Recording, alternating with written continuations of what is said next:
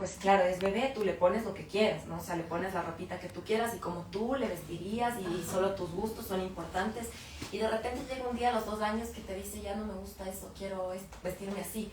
Y claro, ¿es cierto? Entonces ya es como chuta, solamente quiere ahorita ponerse ropa de superhéroes o de Batman y después es de Spider-Man y después de otra cosa. O no me gusta, mami, ya no me gusta el fútbol, quiero hacer otra cosa. Entonces vas viviendo duelos y estos duelos es más bien una aceptación del otro, ¿cierto? Y los vas haciendo a medida que van creciendo. Siento que es más fácil hacerlo así que llegar en la adolescencia y recién ahí darte cuenta que tu hijo es otro diferente a ti. Y justo lo que dicen ambas es súper importante en cuanto a la protección y a la autonomía. Entonces nosotros como padres, ¿qué tanto delimitamos una protección hacia nuestros hijos, autonomía sobre nuestros hijos y también la sobreprotección, que también eso genera? Claro, y la sobreprotección viene de este miedo, ¿no? De este miedo que a ese adolescente le pase algo. Y sobre todo también como seres humanos, estamos como somos sistemas abiertos que estamos todo el tiempo leyendo lo que pasa, construyéndonos con esas vivencias que le pasa al otro. Entonces pienso que sí también es importante validar el miedo que pueden llegar a sentir los papás, ¿no? Como reconocerlos como humanos y decir como es tan natural que tengas miedo de que a tu hijo le pase algo. Entonces qué difícil es también hacer este espacio como de reconocimiento hasta dónde puedo dejarle que vuele y hasta dónde lo tengo conmigo. Entonces es como una lucha constante entre dos polos, diría yo, bastante opuestos. Entonces, ¿cómo podríamos hacer que haya como más calma en esta lucha? De la mano de eso, justamente, nosotros como padres a veces criamos desde nuestra falta. ¿Qué opinan de eso? Criamos desde lo que a nosotros nos faltó. Si a nosotros tal vez nos faltó extras en el colegio, a mi hijo 20 extras después de clases. ¿Qué opinan de eso? Me parece que al final es natural, ¿cierto? Que nosotros como padres hayamos aprendido que, por ejemplo, nos hizo falta tal vez más contacto físico y entonces ahora lo vemos quizá muchísimo más de lo que recibimos. Me parece que es un aprendizaje valioso. Ahora, siempre la parentalidad es un proceso de monitorización.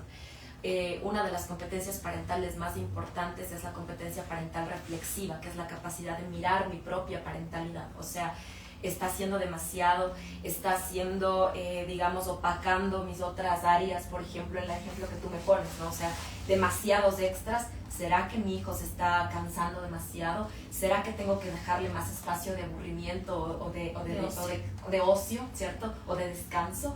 Entonces, es un espacio de aprendizaje importante, pero no puede primar por sobre la capacidad de ver mi propia crianza y de ver a mi hijo y sus necesidades. Justo ese ver, tú hablaste de monitorización. Tal vez los papás no nos entienden cuando decimos que tenemos que estar constantemente monitorizando nuestra parentalidad. ¿Qué es lo más concreto en ese sentido? Hablaste de observarnos a nosotros mismos, pero ¿cuál es la herramienta? La herramienta es ver a nuestro hijo y ver si sus necesidades están siendo satisfechas. Necesidades obviamente no solamente fisiológicas ni educativas, sino necesidades emocionales, afectivas, y de desarrollo de autonomía, porque también yo pongo a la autonomía como una necesidad, o sea, el sentirme autónoma, el sentir que tengo una identidad, el sentirme capaz de hacer ciertas cosas también. Entonces creo que monitorizar es como ver que todo marche medianamente bien, ¿sí? No, obviamente vamos a tener una crianza 100% perfecta, pero sí ver que, por ejemplo, si mi hijo está haciendo un síntoma, se está sintiendo muy mal, está, por ejemplo, fallando en la escuela, está cerrándome la puerta todos los días en la casa, como el caso de la película, ¿no? O sea, llega y está enojado todo el tiempo, está molesto, no me cuenta las cosas. Solo el hecho de que no me cuente las cosas ya es una banderita roja, como yo les digo a los papás, que se me levanta y tengo que hacer algo al respecto. Es verdad lo que dice Cami, que en la adolescencia hay una necesidad de autonomía, pero eso no significa que mi hijo no me cuente las cosas. Ya, ajá, sí. Cami, ¿qué opinas de esto que dice la Ale? En ese sentido, a mí me gusta explicar este proceso que dice la Ale, ¿no? Como de monitorización, o de mirar hacia adentro mis propias necesidades. También pienso que es importante decir que la crianza es transgeneracional, ¿no? Que se va como repitiendo este patrón. Probablemente como esa mami fue criada, repite el patrón con su niño, ¿no? Entonces, porque es lo que ella ya conoce. Entonces, a veces, también por un espacio como de certeza, se podría decir, por un espacio de comodidad, yo repito lo que ya conozco, lo que tal vez pienso que mi mamá hizo bien, ¿no? Entonces también, aparte de lo que dice Ale, a mí me gusta explicar esto, como les digo a los papás, tenemos que aprender que no es un proceso muy fácil hacer como este lector emocional.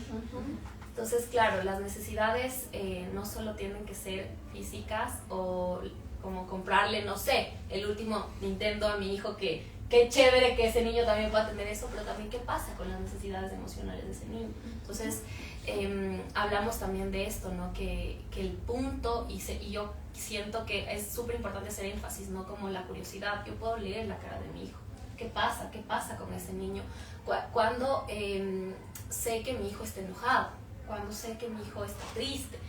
Pero siento que para hacer este proceso de reconocimiento emocional en el otro, también hay que hacer un ejercicio súper grande, por así decirlo, de reconocimiento emocional propio. O sea, necesito estar conectado conmigo mismo y con mis propias necesidades. Porque ¿cómo leo emociones de otro?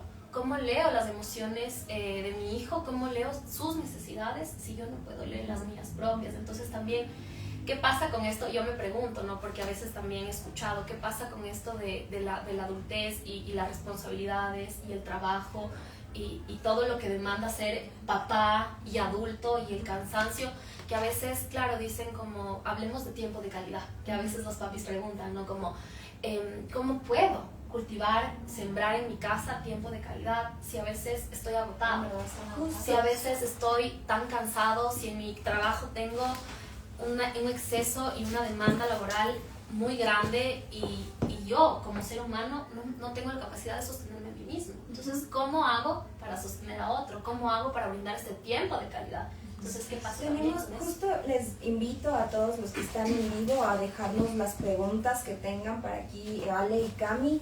Tenemos alguna pregunta justo que tiene que ver con ese tema.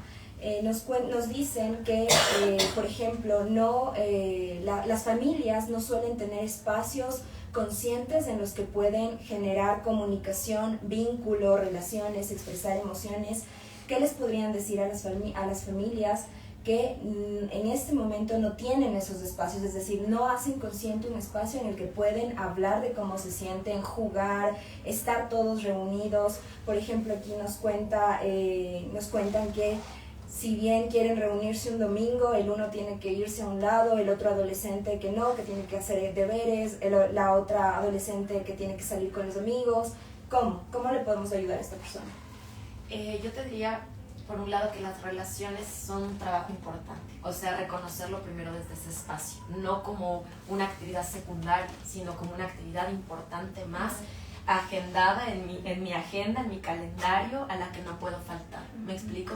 Eso me parece fundamental, porque muchas veces, claro, como decía Cami, es muy cierto, o sea, tengo que el trabajo, que cumplir con esta tarea, que mandar a tiempo, que el correo, que todo, tanto yo como mis hijos, porque los adolescentes, al igual que los niños, también tienen cosas que hacer. Muchas veces caemos en una visión adultocéntrica de solo el papá está ocupado, y no es cierto, hijos también. En ese sentido, tanto hijos como padres, sí es importante que hagan espacio para tener tiempo intencionalmente juntos, a lo que iba al principio, ¿cierto? Si es que yo no conozco a mi hijo, no comparto tiempo con él, no tengo chance, primero, ni de valorarlo, ni de corregirlo. O sea, pierdo totalmente. Dijiste algo súper importante, intencionalidad. ¿A qué nos referimos cuando hablamos de intencionalidad? Que el tiempo juntos, a ver, está chévere el tiempo que compartimos en el carro yendo a dejarte a la escuela, ¿ya? Pero ese tiempo es un tiempo que tiene una intención, que es irte a dejar a la escuela. Y aparte que responde mucho a la dinámica diaria. Exacto. También... Y que ya estoy con la cabeza de mami, tengo que estudiar para el examen en el tráfico carro, en la mañana, la lluvia, no sé, tantos factores externos que no puedes controlar, por ejemplo. o es tiempo juntos, pero no es tiempo intencionalmente juntos. ¿Me explico? Es como cuando tú estás trabajando y dices, me voy a dejar estas 2 horas para acabar esta actividad en específico. Y le doy la importancia que tiene. La relación con mi hijo también debería ser similar. Es decir, este sábado, esta mañana, nos vamos a acordar todos, lo repito el lunes, lo repito el martes, el sábado en la mañana va a ser un tiempo de nosotros 4, por ejemplo, ¿sí? De yo con mis hijos. A veces también dividir el sistema familiar viene bien. Por ejemplo, hay muchas hijas adolescentes que quieren tiempo con su mamá específicamente o lo necesitan. Entonces, a veces tal vez no todos los 4. A veces veo, monitorizando mi crianza, ¿cierto? Que mi hija tal vez necesita más tiempo conmigo, que hay una charla que tenemos pendiente, que necesito más tiempo con mi hijo, por ejemplo, ¿sí? Entonces, eso es importante, determinar un tiempo intencional para poder conocernos mutuamente. Está clarísimo, la intencionalidad es algo súper importante para que, es otra herramienta incluso la intencionalidad para que los padres puedan conectar con sus adolescentes. Tenemos muchas preguntas respecto al uso de las redes sociales. El uso de las redes sociales, el uso de videojuegos, ¿cómo puedo establecer límites y guías para el uso responsable de la tecnología? Estos pupitos nos preguntan. Sabes que yo era peleada con los videojuegos hasta hace un tiempo y la verdad es que creía que no traía mucho de bien, a pesar de que mucha investigación nos dice que funcionan para las funciones cognitivas, que ayudan mucho a los niños. Me parece que en ese sentido la ciencia nos va dando luces sobre qué tan buenos o malos son, pero recién me topaba con un montón de estudios de una PhD argentina que haya investigado mucho la parentalidad y los videojuegos. Y ha encontrado algo increíble, y es que los padres que juegan videojuegos con sus hijos, la sintomatología de sus hijos emocional se reduce, es decir, ellos mejoran. Es un juego que yo decía, no, pero es mejor el juego así tú con tú. No, el juguete, sí, o los juegos de mesa. No, se ha encontrado, o sea, la ciencia nos dice, los resultados muestran que solo el hecho de jugar videojuegos con mi hijo es un factor protector para sintomatología psicológica. Es increíble, ¿cierto? Porque muchos padres dicen como será bueno, será malo. La ciencia tiene una respuesta ya y eso es genial. Entonces, por ese lado, tienes que, o sea, dirías que tiene que ver tal vez porque el momento en que yo uso este tiempo, ¿no? Como de manera intencional de me interesa y tengo curiosidad, enséñame a jugar, porque tal vez yo no sé jugar. Justo. Enséñame a jugar, o sea, como me permito adentrarme en tu mundo, ir pisando con respeto y decir como necesito aprender, ¿no? Desde esta mirada de me despojo desde este adulto y me convierto en este niño o en este adolescente y me permito, enséñame. Entonces, totalmente.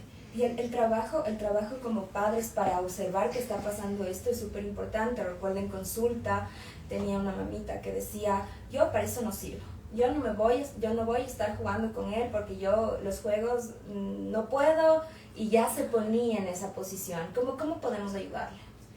Es que ahí hay un trabajo importante que hacer en cuanto a la vulnerabilidad, es decir, bueno, puedes decidir que algunas cosas no vas a compartir con tu hijo, pero ¿cuáles sí? Me explico, o sea, hay algunas que, bueno, yo soy malísima quizá, no sé, para jugar, dibujando, pero entonces voy a jugar intencionalmente a esto, un espacio en conjunto, ¿sí? Y en las cosas en las que definitivamente no quiero, por lo menos entenderlas, ¿cierto? Mi amor, ¿qué juegas? ¿Y de qué va este juego? No necesito quizá ponerme a jugar solamente, ¿no? Pero quizás sí entender. Creo que sí, la razón de las conclusiones de estos estudios con respecto a los videojuegos tiene mucho sentido lo que nos dice Cami, esa explicación que ella nos da, o sea, este interés que quizá muestra el padre en lo que está haciendo su hijo. Pero también es porque es el otro, en este caso el padre, quien media la relación del adolescente con el objeto. El objeto me refiero al videojuego o a las redes sociales. Es decir, es un otro representativo adulto quien me ayuda a significar el tipo de relación que yo quiero tener con ese objeto. Entiéndase videojuegos o redes sociales. Sí, la red social, por ejemplo, obviamente existe totalmente y no la vamos a eliminar y no vamos a hacer como papá, por más que odie TikTok o Instagram, no va a desaparecer. Pero sí puedo ayudarle a mi hijo a entender qué sirve, para qué sirve, por qué posteo una foto, qué tipo de comentarios estoy recibiendo, te sientes bien con esos comentarios, no te sientes bien, qué vas a hacer con eso, ¿me entiendes? Si es que yo estoy peleada con eso, simplemente mi hijo me cierra la puerta a ese espacio y yo me quedo afuera y no tengo chance alguno de proteger.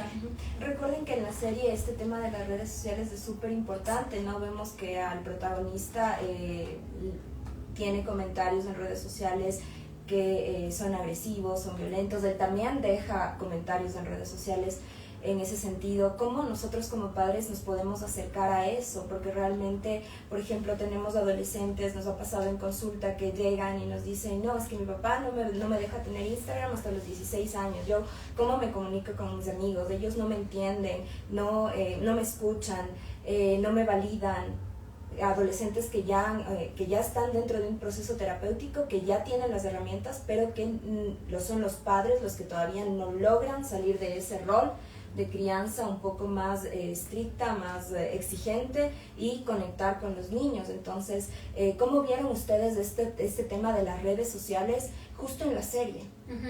Y recordemos también que aquí es importante, ¿no? Que tal vez el adolescente viene con un mensaje de, es que mis amigos tienen celular, es que a mis amigos sí les dejan tener redes sociales, ¿por qué a mí no? Entonces también, al ellos querer construir su identidad, también están buscando respuestas, y cuando el adolescente se permite también tener este espacio de tú como adulto, y como mi papá y mi mamá me demandan también esta respuesta, ¿no? Entonces también hace un rato hablábamos con la Ale y contigo, Di, de qué pasa cuando no tengo una respuesta, qué pasa cuando no sé qué hacer. O sea, ¿cuál sería como mi postura, no? Decir como reconocer mi humana y reconocer que no tengo las certezas ahí como guardadas en el bolsillo, como decíamos hace un rato, y que no tengo esta verdad absoluta, y decirle como, mi amor, en este momento no tengo la respuesta, pero tal vez podemos buscarla juntos. Entonces, lo que decía la Ale también hace un ratito de como yo, padre, le ayudo como a mediar, ¿no? Soy el mediador entre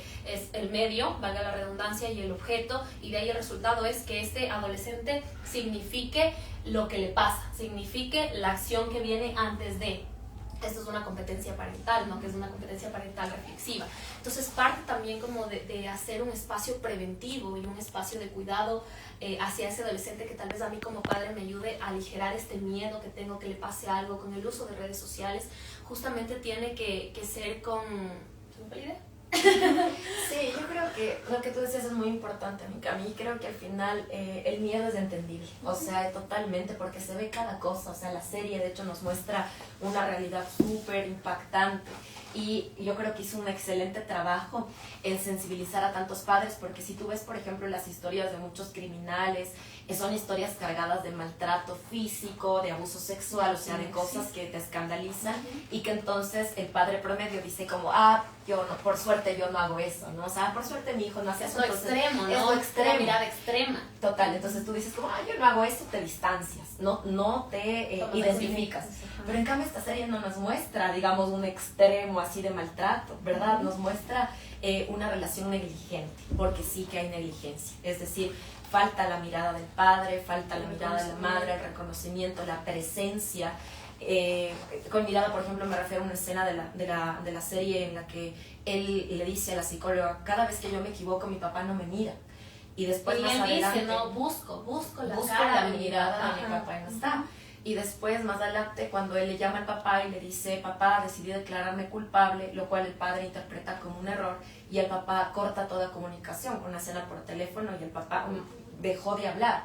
Y como les decía, cambiaron el tema, la mamá y la hermana, porque él le decía, papá, fue una escena muy movilizante para mí, porque era como, o sea, solo dile algo, por favor. La palabra del otro, la palabra de mi padre, cómo pesa, ¿no? Cómo influye en que yo pueda significar la mirada, en que yo pueda significar lo que hice, mis errores. Cuando un hijo se equivoca, no se debe quitar esa mirada. Claro que hay que corregir, pero hay que mirar para corregir, ¿cierto? Mi amor, lo que hiciste estuvo terrible. ¿Cómo vamos a solucionarlo? Te equivocaste, obviamente, en ese extremo del que nos plantea igual la película también. El amor de un padre es tan grande que me alcanza para ser padre en momentos tan duros, ¿sabes? Y en momentos chiquitos también. O sea, mamá, no sé, me dijeron, te están llamando del colegio porque le pega a una niña. Ahí el amor de padre es importante para que yo pueda mirarle a mi hijo y decir que tienes que aprender de esto. Entonces podríamos decir que un recurso más, como un checklist a la lista de los recursos, sería también como el amor, ¿no? Totalmente. Y este amor, otra vez, como vuelvo a usar la palabra, este amor como intencional, porque también, claro, como tú usas esto de decir como padre y como madre, claro, ¿cómo no amar? a ese hijo que yo divida, ¿no? Pero también este amor intencional, este reconocimiento, esta valoración y este cariño. También, por ejemplo, yo recuerdo cuando fui adolescente, mi mamá cuando me equivocaba corregía. Pero ahí sí aprendí que sí se puede corregir desde el amor. Y por ejemplo mi mamá me decía, tienes que abrir un espacio, ¿no? Como de conexión y de decir, a ver, como siéntate, más allá de gritarme o más allá de ser como tal vez haber un golpe, me decía, a ver, siéntate, reflexionemos, ¿qué hiciste? Y me preguntaba y después de decirme, yo sé que puede ser muy fácil que tú me mientas, pero si tú quieres que yo te ayude a resolverlo, necesito que seas honesta. ¿Cómo puedes? Exacto. Totalmente. Necesito que seas honesta. Entonces ahí ya se abre un espacio preventivo, ya se abre un espacio de cuidado. De que no la friegues más de lo que ya la fregaste. O sea, que es muy importante, sí. Yo me acuerdo de mi mamá también y hasta ahora igual.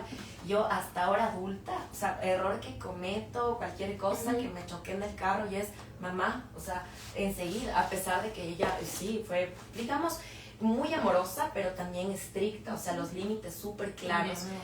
Tu mamá igual, cierto, los límites súper claros de tal manera que, claro, yo con todo el miedo que tenía también cuando me equivocaba cuando era adolescente, pero enseguida, por suerte, sentía como, bueno, le cuento a mi mamá y va a ser un colchoncito, me explico, o sea, no, hasta ahí llego. Para que la caída sea como exacto, esta metáfora del colchón me parece tan acertada, sí. Porque no quiere decir que como adolescente no me puedo equivocar, de hecho tal vez me voy a equivocar más, porque también volvemos a la autonomía y quiero transgredir este límite, ¿no? Porque la búsqueda de autonomía me brinda la oportunidad también de probar a ese adulto, de estar probando también. Eso pasa también con los niños y se vuelve como a reforzar un poco en la adolescencia. Entonces, claro, en ese sentido, no es que ¿cómo hago para que esa caída, poner el colchoncito y no sea tan fuerte y que yo también le ayude un poco a mi hijo a levantarse, ponerle una curita y que de eso hay un aprendizaje? Entonces también como reforzar este aprendizaje. Con respecto a justo lo que estamos hablando de corregir con amor, bueno, corregir no, sería intervenir desde el amor. ¿Cuál sería esta estrategia? ¿Qué es lo que tiene que tener un padre para poder observar desde qué emoción está hablando con su hijo? Cuando su adolescente llega y hizo algo en el colegio, empujó a un chico, golpeó a otro, ¿desde qué emoción voy a hablar con él? ¿Qué es lo que tienen que tener los padres para que puedan reconocer esto? Yo creo que la crianza es tan complicada que a veces reducirla como a checklist me parece que viene a veces bien, ¿sí? Entonces, por ejemplo, yo les digo a los papás, primero chequea que el ambiente emocional sea un ambiente tranquilo. Es decir, después de la llamada de tu hijo se fugó, no es una buena idea conversar. Porque estoy con la emoción ahí y probablemente puede ser enojo. O sea, rabia, enojo. Sí, y no quiere decir tampoco que el enojo sea negativo, puedo tenerlo, pero quizá no a ese nivel, me explico, como para que no le pueda mirar al otro, porque el enojo es una emoción importante que te ayuda a buscar justicia y te ayuda a sentirte fuerte, pero también es muy hacia ti, o sea, el enojo no te deja ver mucho al otro, ¿no? Entonces sí, que el enojo esté, pero no tanto, o sea, reducido, es decir, el adolescente y los niños no son como los perritos, que cuando se orinan tú tienes que ir a corregir ese rato porque si no el perrito no va a entender nunca. El adolescente puede entender al día siguiente. Es decir, cuando yo, mamá, tengo el enojo, no sé, no en 10 sino en 5, ¿ya? Entonces, mi amor, es el checklist 1, que es el ambiente, digamos, cálido, un ambiente emocional más que cálido, tranquilo, ¿sí? Que el adolescente no se vaya a sentir juzgado de primerazo. Segundo, la pregunta, siempre la pregunta, porque los adolescentes si algo odian y es como que tú vayas con el hecho, ¿no? Pasó esto, es como pregúntame primero mi versión, ¿sabes? O sea, porque capaz yo lo construí de una manera diferente, o sea... yo lo viví. Y lo viví de una manera diferente. También, Ajá. claro, ¿cuál es el antecedente? Entonces la profesora puede llamar y decir, tu hijo me dijo malas palabras, ¿cierto? Tu hijo es un malcriado, le dijo a la mamá. Y el adolescente, en cambio, vivió el hecho desde que la profesora fue súper injusta, lo trató bastante mal y él defendió a sus compañeros. Estoy pensando en un caso en particular de un adolescente que era muy justiciero, él era increíble, o sea, defendía a sus compañeros, no lo hacía de la mejor manera, pero era con una intención muy bonita al final, ¿no? Y él le molestaba mucho que la mamá fuera con la verdad absoluta, ¿no? Entonces, algo que le ayudó mucho a él fue la pregunta, mi amor, ¿qué pasó en la escuela? Me llamó tu profesor, cuéntame. eso hace una diferencia súper grande. De ahí te decía, segundo, preguntar. Tercero, escuchar. Es súper difícil. Aquí el tercer punto sí que es lo más difícil, porque en tu cabeza cuando tú escuchas algo estás como, esto tengo que corregir, esto tengo que decir, esto no me gusta, eso no es. Entonces escuchar es un poco más libre de prejuicios. Cuarta, digamos, tip sería el validar la emoción. Es decir, entiendo que te hayas sentido molesto con lo que dijo tu profesor, porque cualquiera, si es que percibe una injusticia, se va a sentir enojado. Entonces no validamos lo que hizo, sino la emoción que tenía. Y finalmente, quinto, la búsqueda de alternativas en conjunto. Entonces, mi amor, tú sabes que no fue la mejor idea porque estás castigado en tu colegio, entonces, ¿qué haremos la próxima que percibas una injusticia? ¿Sí? Con estos tips, obviamente, suena muchísimo más fácil de lo que es en la práctica, pero creo que le podemos dar un poco de guía a los padres que nos están escuchando para poder tener esas conversaciones con sus hijos más cotidianas, digamos. También tenemos adolescentes viéndonos y eso es súper chévere porque también ellos tienen preguntas, tienen dudas en cuanto a su adolescencia y en cuanto a cómo, por ejemplo, están buscando el construir un espacio social. ¿Qué tan importante para un adolescente es tener este espacio social? ¿Y qué pasa con estos adolescentes que no lo logran, que no consiguen estructurar un espacio en el que se sientan cómodos, en el que se sienta parte de este mundo? Muy importante. O sea, el otro. Exacto, nos construimos gracias al otro y al final hasta cierta edad nuestros padres son nuestros principales pilares y tenemos que hacer un gran trabajo en los primeros años de vida de nuestros hijos para ser pilares fuertes e importantes, pero llega un momento en el que no es suficiente, llega un momento en la pubertad que cada vez se va adelantando, entonces ya tenemos púberes, digo yo, de 9, de 8 años con síntomas de adolescencia, pero que ya no es suficiente los padres y eso está bien, es parte del desarrollo evolutivo normal. Entonces van a buscar fuentes de construcción externa en la diferenciación o en la similitud. No tengo otra manera de construir mi identidad que en la diferenciación del otro o en la similitud con otro. La identificación. La identificación. Entonces sí, totalmente, para los adolescentes el espacio social es una necesidad, no es un capricho, es una necesidad. Y en ese sentido, por ejemplo, si yo necesito agua y te digo quiero agua y tú no me das agua, me voy a volver loca con tal de conseguirla. Un poco pasa eso con los adolescentes. Si yo te niego tu necesidad social como padre, voy a buscar la manera de tenerla, aunque tenga que mentirte para lograrlo. Entonces hay que tener cuidado con eso. Es importante, tengo un adolescente que me hizo esta pregunta justo para este webinar. ¿Qué ocurre? ¿Qué ocurre cuando hay adolescentes, hay adultos, hay niños que van a terapia y que tienen herramientas y que luego salen a un mundo, a un contexto que no tiene esas herramientas? ¿Cómo confrontan? Él me decía, mi pregunta es, me decía, ¿cómo yo voy a ponerle límites a un amigo que me dice, me insulta, si eso va a generar más bullying? O sea, me va a decir, eres un llorón. ¿Cómo? ¿Cómo pueden los adolescentes que ya tienen, por ejemplo, que ya tienen esta estructura de te pongo un límite, oye, no me trates así, no me digas esas cosas, me estás lastimando, y se encuentra con un contexto que le va a maltratar cuando él está haciendo algo funcional? Ahí volvemos como a este colchoncito que deberían ser los padres, ¿no? Como ahí, claro, es reforzar nuevamente los seres humanos somos mucho de persistencia. Hay que recordar los niños y los adolescentes aún más. Por ejemplo, mi mamá me decía como, es que ya te repetí eso en la adolescencia, parezco disco rayado y ahora puedo entender que yo tal vez de mi mamá demandaba eso, que me repita una y otra vez, exacto, que me repita una y otra vez, que no importa y que yo estoy haciendo bien. Entonces, claro, yo pienso que también aquí los padres tienen esta tal vez obligación, no sé si decirla así porque suena como muy determinante, como muy tajante, pero nuevamente de crear este espacio preventivo y ser este canal de decir, mi amor, tú lo estás haciendo bien. O sea, no puedes un poco como controlar la respuesta que tu amigo te está brindando, pero tú tienes que seguir haciéndolo. Entonces, y no solamente los padres, también los padres, principalmente los padres, pero también otros adultos alrededor del adolescente. Profesores, psicólogos dentro de instituciones. Totalmente, tenemos que estar muy pendientes de eso, porque yo les decía recién a unos papás, hay cosas que podemos demandarle al niño y al adolescente que cambie, que modifique, que implemente, pero hay muchas otras que nos tenemos que demandar a los adultos para su correcto desarrollo. Es decir, demandar al medio, al que medio. es un reto enorme. Muy grande. Porque irte en contra del sistema es... Claro, solamente pensar como no es que están en la edad del burro, que es tan común en nuestra sociedad, eso ya te distancia, pero años luz del adolescente. O sea, esa creencia ya de plano te lo pone a él en la otra esquina del mundo y a él en la otra y no te sirve de nada. O sea, si entramos así vamos perdiendo. Igualmente, o sea, justo con lo que dices con esta edad del burro, también lo toman como una estrategia, ¿no? Si algo pasa, si un conflicto hay, es que está en la edad del burro. Y también es más fácil eso. Yo siento que también como padre o como adulto, ¿no? Porque siento que está tan normalizado esto, porque es como un dicho que vulgarmente se lo dice, ¿no? Como, está en la edad del burro. Entonces yo visualizo como ese adulto diciendo como, me cruzo, no, déjale nomás, es que está en la edad del burro, no importa, ya le va a pasar, ya le va a pasar. Pero tal vez yo pienso, y siempre también les digo a los papis, cada conducta viene de una necesidad. Entonces, que la conducta está, pero ¿qué hay debajo de la conducta? ¿Cuál es la necesidad?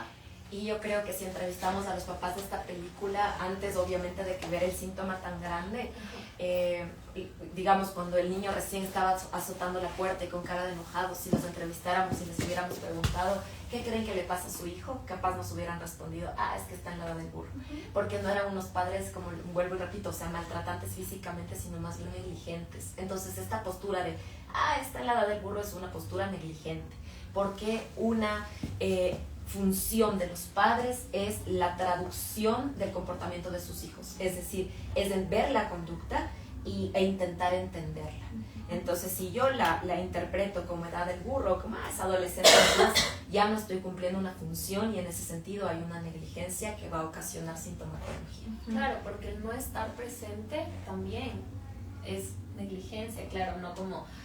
He oído también adultos decir como, es que ahora todo es violencia.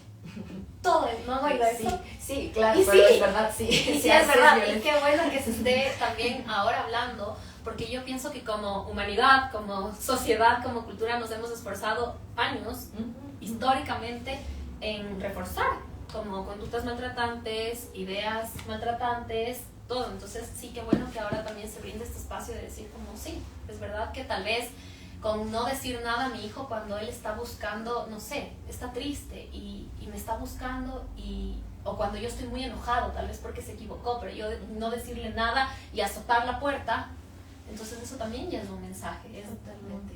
No es que te rechazo, no estoy.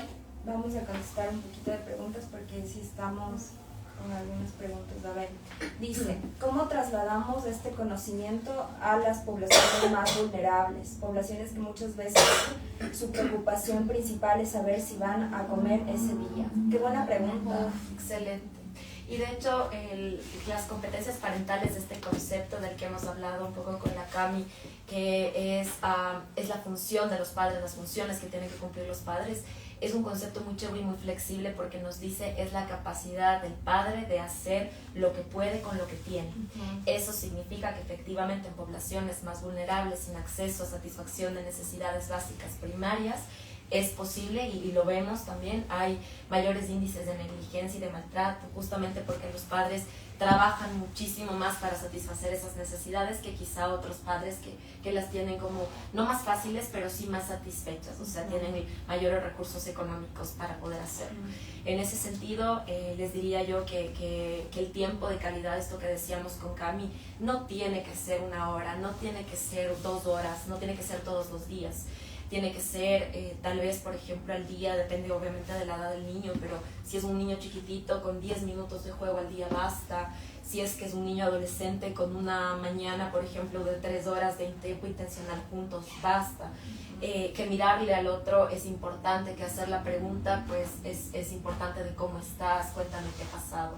En ese sentido, creo que sí, como país tenemos un montón de trabajo que hacer a nivel de políticas públicas que el psicólogo tal vez... Que garantice derechos humanos básicos. Total. O sea, que es que ya es un trabajo más... Exacto. Que el psicólogo dentro de la consulta quizá pues tiene que estar empapado y contextualizado, pero que dentro del consultorio no vamos a poder cambiar. Pero que sí, estos espacios, por ejemplo, son espacios de responsabilidad social para poder alertar y comunicar que es algo importante. Ok. A ver, de otra preguntita por aquí. ¿La inclusión de programas de prevención en el colegio podría haber ayudado en este tipo de situaciones? Sí, yo creo que sí. Y de hecho yo creo que, a ver, como psicólogo dentro de una institución, dentro del departamento de consejería estudiantil, ese es tu deber. O sea, a ti te entregan un manual de funciones y tu deber es crear estos espacios. Entonces, si como psicólogo dentro de una institución no estás construyendo este espacio, pienso que este es como responsabilidad social entre colegas y es un llamado como decir, ¿qué puedo hacer? ¿Cuál es mi responsabilidad para que ese adolescente se sienta entendido? Para que ese adolescente se sienta reconocido. Entonces el trabajo de un DS también es hacerlo como, es triangular, ¿no? Entre escuela, hogar y el adolescente per se o el niño per se. Entonces siento que eso es importante también, como ampliar y abrir estos espacios. ¿Qué es lo que pasa un poco con este tema y esta pregunta? ¿Qué es lo que pasa en la institucionalidad? Es decir, en la estructura concreta de la escolaridad, por ejemplo. La generalización, o sea, de lo que pasa en el país, es un reflejo. Es un reflejo. Sí, además también instituciones maltratantes, leyes, bueno, en fin, muchísimo que hablar ahí. Sin embargo, creo que ya en lo particular hablamos de un problema igual de distancia y de generalización, ¿cierto? Que podemos ver en la serie también, estos profesores completamente, muchos, ¿cierto? Muy fríos, desbordados, con una cantidad de estudiantes impresionante, con pocos recursos, tal vez en la conversación, en la cercanía, cómo preguntar, ¿cómo se llama? Este prejuicio que muchos adolescentes también ya han construido sobre el adulto, de un adulto que no le importa, de un adulto que también es distante. Te digo prejuicio porque es una idea previa a conocer al adulto, pero que no quiere decir que los adultos no nos lo hayamos ganado, ¿cierto? O sea, porque han existido muchos adultos que son distantes y desde ese lugar pues los adolescentes han construido esa idea. Justo en la serie vemos también una relación entre el policía que está llevando el caso y su hijo. ¿Qué opinan de esto?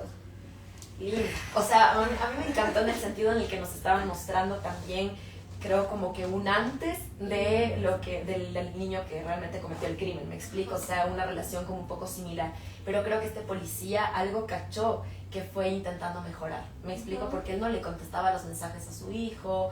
Si ven al principio de la serie, el hijo le busca y le dice, papá, quiero faltar a la escuela, papá. Y él se muestra como esta figura de autoridad súper como, claro, no hay como esta flexibilidad. Ojo, porque también ahí hay un evito el conflicto, ¿no? La mamá. Entonces, claro, ahí también ellos lo van a solucionar. Ajá, entonces, ¿no? él dice, ¿no? No me acuerdo ahorita el nombre de la esposa, pero él dice, ella se encarga de esas cosas. Entonces yo también, ¿qué postura estoy tomando frente al conflicto? Y acordémonos también que son dos mensajes súper ambiguos para ese adolescente, porque entonces tengo un papá que puede ser como esta figura de autoridad, esta figura que evita el conflicto, y tengo esta mamá, tal vez lo opuesto. Entonces son y este adolescente busca darle ese rol al padre, ¿no? Porque le pide, o sea, papá, claro, le busca, papá, él es la autoridad. Entonces, los niños y los adolescentes no son tontos, o sea, ellos notan que hay por ahí una falla en tal cosa y puede ser y por ahí van, ¿cierto? Y es lindo también, como dice la Ale, lo que se ve, porque el adolescente se muestra en una postura de yo te quiero ayudar y esto pasa, y después el papá, claro, entiende, logra leer a ese adolescente y le dice, vamos, salgamos, no importa, pierde la clase y vamos a comer una hamburguesa. Y eso no le va a permitir quizá en ese momento tener la conversación, porque le pregunta como, oye, ¿tú estás bien con eso? Y el adolescente como, sí, o sea, como, y se ve no que me el toques ese adolescente, tema, pero quizá con esos espacios de la hamburguesa, 2 o 3 semanas después de hacer eso, podría abordar ese terreno, claro, ¿no? O sea, es trabajo, pero bueno, es importante. Ok, otra pregunta por acá. ¿Cómo trabajamos con los padres rígidos en consulta? Porque claro, muchas veces se habla de que el paciente tiene que estar dispuesto a cambiar para que el proceso funcione, pero cuando hablamos, dice, creo que falta algo. De la rigidez, o sea, que tal vez de padres que tal vez les cuesta más cambiar. Entonces, yo creo que lo que más ha funcionado a mí es la vulnerabilidad. Es decir, creo que antes de ser mamá, yo conectaba muy bien con los guaguas como siempre, pero los papás me costaban más. Ahora, post mamá, Siento por los padres también mucha empatía, mucha sensibilidad con ellos también, y me he dado cuenta que su rigidez es miedo al final, miedo y también experiencias muy dolorosas en sus propias infancias, sí, sus propias historias, de sus propias historias. Entonces, desde la ternura, creo que es una herramienta fundamental también para ser psicólogo y para ser padre. Desde la ternura poder conectar con ese padre, que su rigidez es más bien como algo que te muestra como para evitar llegar al miedo o al dolor. Pero un poco cerremos la pregunta. Okay. Dice, para que el proceso funcione, pero cuando hablamos de niños, niñas y adolescentes, ¿eso implicaría abandonar a ese niño en ese mismo hogar maltratante? A ver, ¿cómo trabajamos con los padres rígidos en consulta? Porque claro, muchas veces se habla de que el paciente tiene que estar dispuesto a cambiar para que el proceso funcione, pero cuando hablamos de niños, niñas y adolescentes, ¿eso implicaría abandonar a ese niño en ese mismo hogar maltratante? Depende. O sea, pasa que, como habríamos hablado, el maltrato es verdad que está en todos lados, está en instituciones, está en el país, está en todos lados. Y en ese sentido, claro que sería chévere poder decir como, sí, si el niño sigue viviendo maltrato y el papá no está cambiando y he hecho todo lo que puedo hacer como psicóloga y el papá no ha cambiado, cierto que es muy difícil decir como, bueno, voy a denunciar porque el niño está mejor en otro espacio. ¿Por qué es difícil? Porque sabemos... garantías antes para este proceso. Exacto, sabes que ese niño puede caer en espacios maltratantes también, ¿no? Eso no significa que no haya que hacer la denuncia pertinente, pero siempre te lo cuestionas como psicólogo. Entiendo que la pregunta es cuando el trabajo ya no llega más allá. Cuando ya agotaste como psicólogo tal vez todos los recursos. Totalmente, y ya no hay todos más los recursos. que hacer, o sea, ya. Habría que ver, también habría que preguntarse si es que de pronto tal vez yo no lo estoy haciendo bien como psicóloga, ¿no? Siempre hay esa posibilidad de que tal vez mi trabajo tal vez no esté haciendo clic con él. No estoy viendo algo de la estructura familiar. Y hacer supervisión también. Sí, podría ser eso, pero si es que ya agotamos todo, sí, pues habría que tomar porque nuestra responsabilidad al fin y al cabo sí es hacer la denuncia pertinente. Ok. Otra pregunta, ¿cómo explicarle a los padres la importancia del interés en la vida educativa y social de los niños? ¿Cómo les explicarían a los padres eso? La importancia que tiene. La importancia de... Lo que voy a decir creo que va a ser un poco... La importancia de explicarle a los padres la importancia del interés en la vida educativa y social de los niños? Yo creo que lo que voy a decir puede ser un poco controversial. Lánzala. La voy a lanzar. Pero al final, el síntoma sirve para eso. O sea, al final... La banderita roja. La banderita roja, exacto. O sea, llega a molestar tanto el síntoma que el guagua hace, que el niño o adolescente hace, que gracias a eso se moviliza algo y entonces podemos intervenir. El síntoma, acordémonos que es movilizante. O sea, y que no solo, y que no es determinante, porque claro, no es que solo va a tener dificultades, por ejemplo, en lo académico, o sea, que ese niño o ese adolescente va a venir con dificultades en lo académico, con pésimas notas, o no es que solo ese adolescente va a tener problemas de conducta y de rebeldía en el colegio y de estar totalmente enojado, porque el síntoma puede tener, es tan variable que puede presentarse e ir mutando en las diferentes aristas de la vida de ese adolescente. Entonces, ahí volvemos otra vez a lo que hablábamos ya, el vínculo, la curiosidad, la sensibilidad, ¿no? Justo también en la serie nosotros observamos que existen en redes sociales ciertas ideologías. Los incels, por ejemplo. Esto es un tema bastante importante porque lo habíamos hablado y los adolescentes siguen, ¿no? Como decías, o se identifican o se diferencian. Cuando me identifico con una idea que realmente no conozco del todo, una idea que tal vez es violenta, es agresiva, y yo me identifico con eso, ¿qué es lo qué podemos decirles a los padres al respecto? Lo que pasa es que son atajos de pensamiento, así como este atajo que tienen los padres de es la edad del burro, es lo mismo, las chicas no me quieren, igual tengo un atajo ahí de pensamiento y una justificación de es que son todas malas, es que todas son locas, o no sé, todas las voy a rechazar y todas tienen que morirse, ¿me entiendes? Igual son atajos de pensamiento a los que se llega porque se me dificulta la relación y la vinculación con un otro y un espacio de vulnerabilidad. Y el adolescente en ese sentido, los que se identifican con ese tipo de ideologías, si te das cuenta, no están dando espacio a un otro, al deseo del otro, al deseo de que esa chica le está diciendo, oye, tú no me gustas, capaz otra sí. ¿Y qué pasa con el rechazo también, no? En la adolescencia, que pienso que todos o casi todos, por no generalizar, hemos pasado por una situación de rechazo. Entonces, claro, es justo en la vulnerabilidad en donde a mí me moviliza porque me rechazaron. Y ahí puedo construir esta mirada sesgada de, claro, que me identifico con esta evaluación de no soy guapo, nadie me va a querer, y es esta idea. Un estudiante me hizo caer en cuenta la otra vez y me decía, porque yo decía, bueno, antes de mi época, o sea, cuando yo era adolescente y salía, por ejemplo, a farrear o alguna cosa parecida o con amigos, pasaba que un hombre, un chico, ¿cierto?, de mi edad se acercaba y me decía, ¿me puedes dar tu número? Me gustaste un montón. Y yo ese rato tenía el chance de decirle sí o no. Entonces, si le decía no, él afrontaba el rechazo, ¿me explico? Y así con muchas chicas tal vez iba recibiendo no de vez en cuando, y entonces como que iba entendiendo el rechazo y que si alguien le decía que no se iba a morir, y eso no significaba que todo el mundo le odiaba, ¿me explico? O que era feo. Pero actualmente, ¿qué pasa? Que ya no estoy, ya no me expongo así, ahora tengo la red social, entonces pongo like.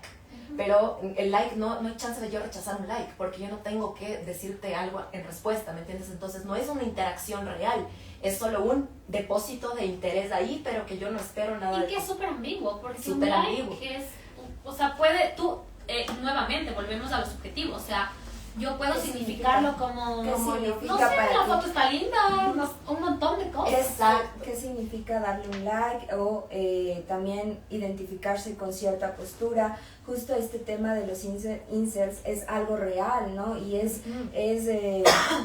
tan real que hay casos, hubo un caso muy llamativo de un joven que ahora lo tienen como un ídolo, ¿no? Que asesinó a una muchacha. Totalmente. Eso es un síntoma de nuestra sociedad, no podemos negar que sea así. Es decir, es un síntoma de nuestra sociedad en el cual tenemos dificultades de vinculación con el otro, dificultades de aceptar el deseo del otro y también dificultades en aceptar nuestra posición de ser sujetos de rechazo. Es decir, de que me rechacen y me digan, oye, tú no me gustas. Yo creo que ahí entra también, pero claro, ¿cómo puedo yo como adulto ayudarle a ese adolescente a lidiar con el rechazo? Que no solo puede pasar en las relaciones. Más adelante crece y le van a rechazar en un trabajo, por ejemplo. Entonces, como yo como adulto, como padre y como madre, ayudo a que ese adolescente signifique lo externo, porque claro, como adulto, como papá y mamá no podemos controlar lo que pasa en la sociedad, no podemos controlar eso, entonces... ¿Qué les podemos decir a los adolescentes? A los adolescentes que se identifican con estas ideas, pensamientos, conductas, ¿qué les podemos decir a ellos, a los adolescentes? Yo les diría que esto tiene mucho más que ver con ellos que con el mundo. Es decir, que su identificación con eso habla más de ellos que de lo de afuera. ¿Me explico? Es decir, que algo está pasando en ellos, en su interior, en su dificultad con vincularse, en su dificultad tal vez con entender que un otro le dice no, y que eso no significa que ellos pierdan valor porque una mujer les diga oye, tú no me gustas o no conteste los mensajes, no significa que su valor como hombres haya decrecido, ¿sí? Y en ese sentido puedo entender que esa identificación rápida con esa ideología habla también de un dolor, de un sufrimiento que no ha sido escuchado, no ha sido entendido, y que más que irse por allá rápido a cometer errores, a hacer daño a la gente, es importante que se regresen a ver a ellos y buscar espacios de ayuda. Que entiendo que el mundo pueda parecer doloroso y amenazante, pero habemos quienes estamos trabajando por buscar ambientes más amorosos y relaciones mucho más funcionales. Y sobre todo que aunque a veces cueste también acudir a esta mirada adulta y de en serio pedir ayuda y de decir como la estoy pasando mal en el colegio, o esto está pasando, o esto me están diciendo, sí, el primer espacio al que ellos pueden acudir son sus papás, y si no, tal vez alguien dentro del colegio. Si ellos no tienen la suficiente confianza hacia sus papás, tal vez sí puede ser ese profesor con el que se sienten identificados, con el que sienten, el profesor, exacto, un adulto, buscar al adulto por más difícil que sea o porque no tengamos este nivel como de confianza al hacerlo. Sí, y ese mensaje para los chicos y las chicas que sean adolescentes y estén viviendo esto, pero sobre todo para los adultos, o sea, es lo que les decía hace un ratito, ¿no? Hay algo que demandarles a los niños y adultos, niños y adolescentes, que es el buscar ayuda, pero hay algo que más bien es muy importante demandar a los adultos que nos están viendo, que es ser ese espacio de ayuda, o sea, ser ese espacio de escucha, ese espacio amoroso, de interés, de sensibilidad, de curiosidad, de un adolescente de sus vidas, o sea, no, también, principalmente de sus hijos, ¿no? Pero si es que no tienen hijos, tal vez como psicólogos de unidades educativas, como docentes, hay mucho trabajo por hacer. Un poquito para ir acotando esto, los recursos de lo que estamos hablando el día de hoy, igual a esa investigación tan linda de los videojuegos, la vamos a tener y es un recurso que los vamos a entregar también a ustedes, entonces solo necesitamos que llenen un link para que podamos acceder a todo este tipo de información. Vamos cerrando con la última escena que vemos del padre, ¿no? Esa escena tan dolorosa del padre agarrado al oso, llorando. ¿Cómo nos deja? ¿Qué enseñanza nos deja esto? Yo pienso que ahí se puede ver cómo él se conecta con este espacio vulnerable.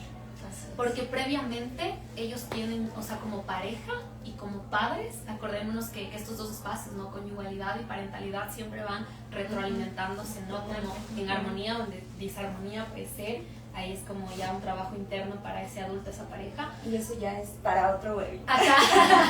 Pero aquí se ve previamente cómo ellos por primera vez logran como en serio verse hacia sí mismos como papás, y también ver al otro, ¿no? Como, y preguntarse como desde esta vulnerabilidad, ¿en qué momento nos equivocamos?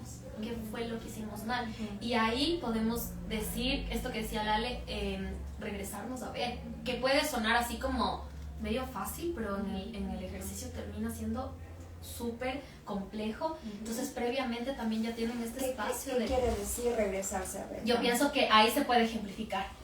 Entonces ahí es este espacio de vulnerabilidad con el que logra conectar ese papá. Sí, que también a veces sirve mucho en consulta con los padres en este momento que son padres de adolescentes y están tan distanciados, el recordarles en un momento en el que sí hayan estado conectados, porque yo siento que eso él hizo, ¿no? Con el peluche que le recordaba a su hijo chiquitito, al hijo que cambió pañales, al hijo que le enseñó a caminar, al hijo que escuchó sus primeras palabras, se convirtió de repente en un adolescente que cometió ese error. Eso sirve mucho a veces en consulta y tal vez para los padres que recuerden eso, o sea, que recuerden que es su mismo hijo, es ese mismo hijo que aman, quien de repente ahorita está tal vez muy distanciado de ustedes. Te diría también que es muy importante lo que dijo la Cami con respecto a la vulnerabilidad y que los padres o sea, tomen este webinar que estamos haciendo como una invitación para conectarse con sus hijos. Ya me acordé de lo que iba a decir con respecto a lo que tú dices, ¿en qué momento me equivoqué? Creo que son momentos en los que nos equivocamos. Y recordarles a los padres que hay espacios de reparación. Exacto, creo que eso es súper importante porque la crianza tal vez de antes no se veía desde un espacio de reparación. Y ya ahí, yo cuando abro este espacio de reparación, también abro este espacio de aprendizaje, de reconocer mi humano y de decir como mi amor, me equivoqué. Y de reconocerlo como humanamente, humildemente, de decir lo siento, me equivoqué, estaba enojada y te grité y no debía hacerlo. También ahí le enseño a que claro, que no debería aceptar del otro. Le enseño un montón de cosas, no solo eso, pero por ejemplo eso, enseño a que no debo aceptar del otro. Como estrategias para afrontar la situación, cómo me estoy reconociendo yo, mi emocionalidad. Entonces, bueno, creo que este webinar nos quedó un poquito corto, tenemos muchos temas por tratar, sin embargo, cerremos un poco ya y démosles a los adolescentes y a los padres que nos están viendo un feedback muy concreto de qué es lo que hemos tratado aquí y cuál es, como tú hiciste, Ale, sé que no podemos hacer un checklist ni podemos darles todos los tips del mundo, pero lo importante y con lo que queremos que se queden, ¿qué sería, Ale? Que la crianza es un espacio que se debe monitorizar, que implica un trabajo y en ese sentido hay que revisar cómo lo estamos haciendo, estamos consiguiendo los resultados que queremos o no. Hacernos cargo de nuestra crianza, porque no estamos haciendo algo fácil y estamos dejando una huella muy importante en el mundo, que es nuestros hijos, que pueden más adelante tomar un montón de decisiones. Y cualquier camino. Y cualquier camino. En ese sentido, si la crianza está costando muchísimo trabajo, no estoy consiguiendo con mi hijo los resultados que quiero, acudan a profesionales, no esperen que el problema sea más grande porque el síntoma muta, es decir, empiezo con tal vez cosas más chiquititas, pero de repente llegan a cosas muy, muy difíciles que después es mucho más complicado remediar. Y llega a ser insostenible. Recordémonos también que el espacio terapéutico puede ser también un espacio preventivo, no necesariamente tiene que estar en la casa como todo caóticamente así de patas arriba, sino ya puede ser como un espacio preventivo también para esos papis y mamis que tal vez dicen como no sé qué hacer, o sea, no sé qué decirle. Pienso que también esa puede ser una buena como alerta, ¿no? Cuando me vean en este espacio de no tener la respuesta, ya puedo yo también decir qué puedo hacer. Puedo acudir a un espacio de prevención, puedo acudir donde un profesional de la salud mental para que me ayude. Y en ese sentido, bueno, creo que el reconocer, el ser consciente y hacer consciente de que tenemos un conflicto que solucionar es súper importante para dar el primer paso. Pero si logramos dar ese primer paso, ya estamos haciendo muchísimo. El poder también nosotros reconocer justo lo que decían, la equivocación, tal vez sí me equivoqué, tuve un error, podía haberlo hecho de una mejor forma, no es que no lo puedan hacer, lo pueden hacer, o sea, en las familias, pase lo que pase, podemos solucionarlo, si tenemos el apoyo, si tenemos el proceso terapéutico. Entonces también queremos invitarles a todos ustedes que nos están viendo a nuestro taller, que van a tener información en nuestras redes sociales. Vamos a hacer un taller para padres y también vamos a hacer un grupo terapéutico para adolescentes en el que vamos a trabajar todo lo que hemos abordado el día de hoy. Muchísimas gracias, despídense. Gracias. Gracias a todos.